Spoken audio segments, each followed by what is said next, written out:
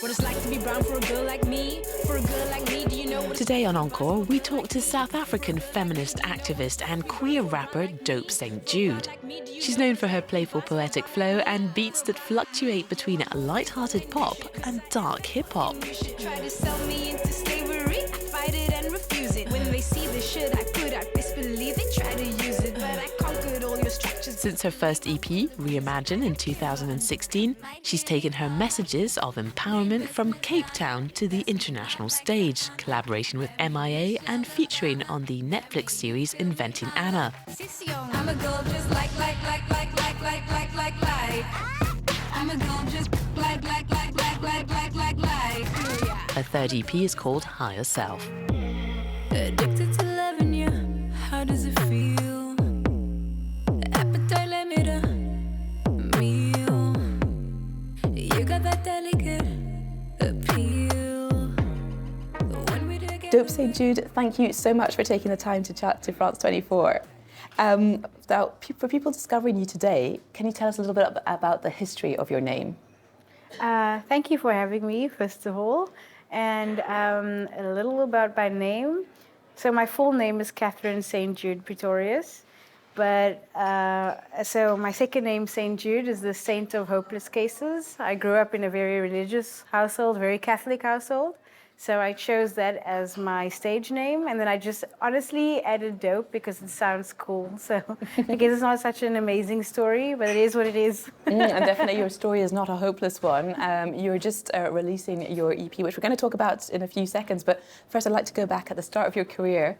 It began as a drag king, which is the opposite or the reverse of a drag queen for our viewers who may not be familiar. And apparently your inspiration character was basically Lil Wayne, the rapper. Can you tell us a little bit about the scene in Cape Town in particular, and also how you came up with him as your inspiration? Okay, so Cape Town is a pretty queer-friendly city, and there's an extremely big drag scene in Cape Town. Predominantly drag queens, in fact, only drag queens.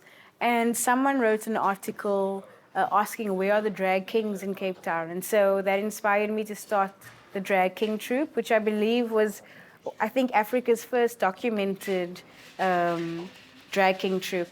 So yeah, that's the scene I came up in, and I was performing quite regularly. Honestly, because I wanted to explore hip hop and masculinity. I thought it was an interesting topic, but then I also kind of fell in love with the kind of with Lil Wayne as this tragic figure in hip hop, because he started so young, and the more I learned about his story, the more empathy I felt for him. But I ended up understanding the nuances of that identity, which I think is very interesting. And I think art has the ability to do that, to inform you and educate you. And as you've risen as a hip hop artist, and you've got made more of a name for yourself internationally, has Lil Wayne heard about you and your drag king inspo? And if so, has he reacted? I don't think so. I mean, I'd hope so, and I hope that if he does, he sees it in a positive light. No, that's Because I've become a fan of his over time. Skip trade, don't gotta ride. Now all I got is my heart and my pride. Cash money for the game on the streets. The only way to hustle is to spit it on the beat. You've been referred to as the patron of a South African intersectional hip-hop scene. Is that quite a heavy title to bear, because you're trying to represent everyone in LGBTQ plus community, or is it something you're very proud of, or both? It isn't. I don't feel any pressure, because it's just like my natural identity. It's part of who I am. So I'm not trying to carry that identity on my shoulders. I just do inherently. So I'm proud of it, but I also try to normalize it at the same time. So there's always two sides to that coin, that you're representing a community, but at the same time trying to normalize it. Also, many countries across the world still haven't made room for the existence and allowances for the queer community. And looking at the situation in South Africa in particular, how much would you say it's evolved as a whole? South Africa actually legalized gay marriage before the UK even did. So I think South Africa is very progressive in terms of queer rights. But I think it's also very different, politically and on paper, versus what it's like culturally. And You also, in other African countries, you have instances where it can be punishable by death, being gay. But then we also have to uncover like the root of this homophobia, and often it's imported, and it's like these evangelicals from other places importing this way of thinking. So I don't believe that homophobia or queerphobia is inherently African. We need to interrogate that wherever we are, like where is the root of this way of thinking. Well, moving on to your new EP, which has just come out, it's called Higher Self. Yes. What is the higher self?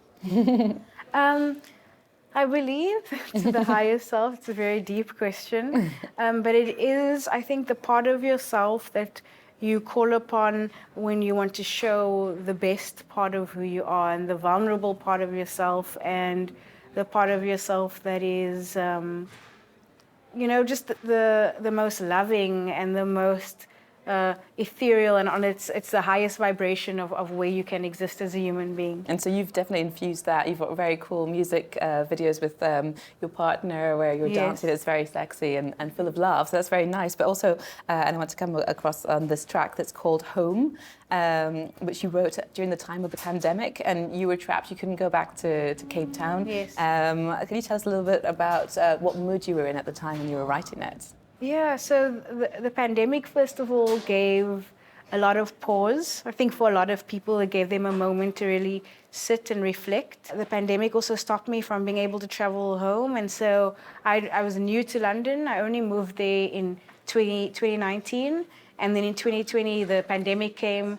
And I really had to redefine what home means for me and create a new home for myself with my partner. It's not a physical thing, but more of a feeling. And that also ties into like the feeling of when my mom passed away, we sold our family home, and then having to understand like what does home mean when you don't have a physical house anymore. I wanna feel your pain. I wanna feel your pain running through my veins. Myself coming back home. It don't hurt, I'm a soldier. Yes, you know I'm your soldier. Baby, just give the order. I'll kill for you. I wanna feel your pain. I wanna feel your pain. One of your major influences that you cite is the American author Toni Morrison. Can you tell us why her work has had such an impact on you in general?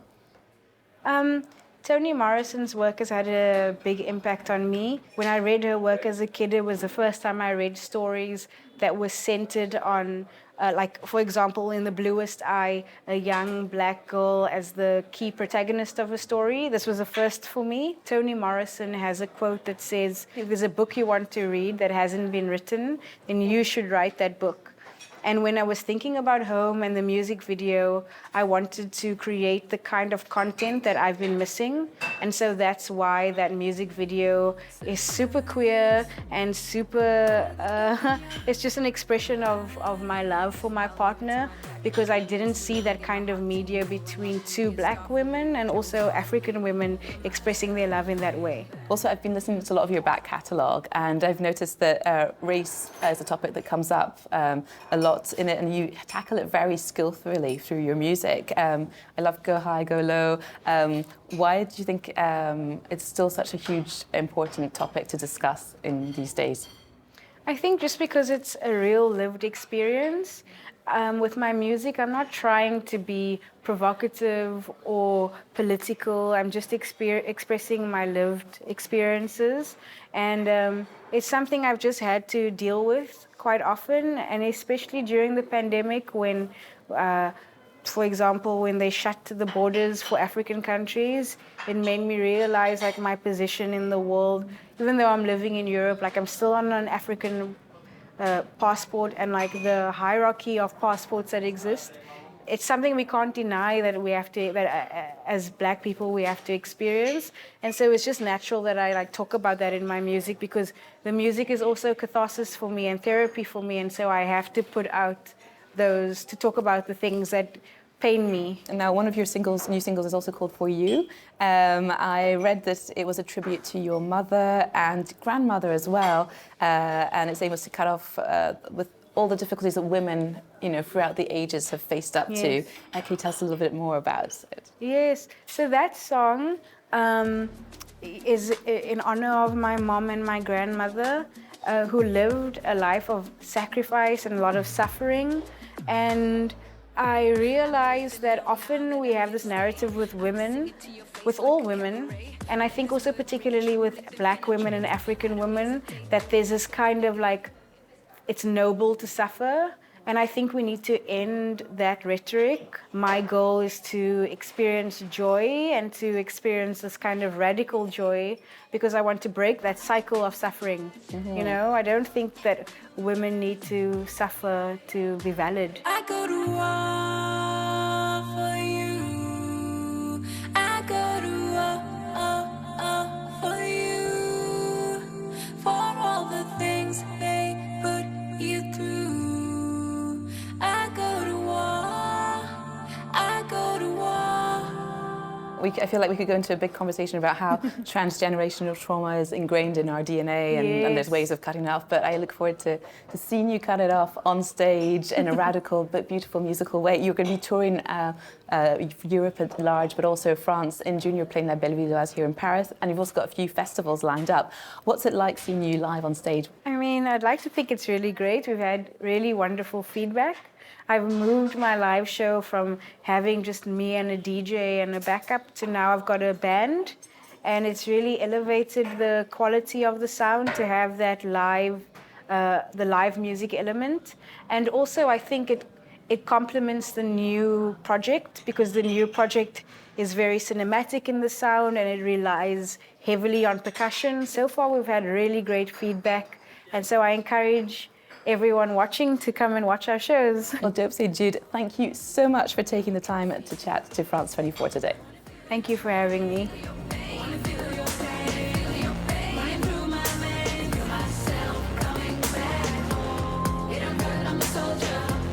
Yes, you know I'm your soldier. Baby, just give the order. I'll kill for you.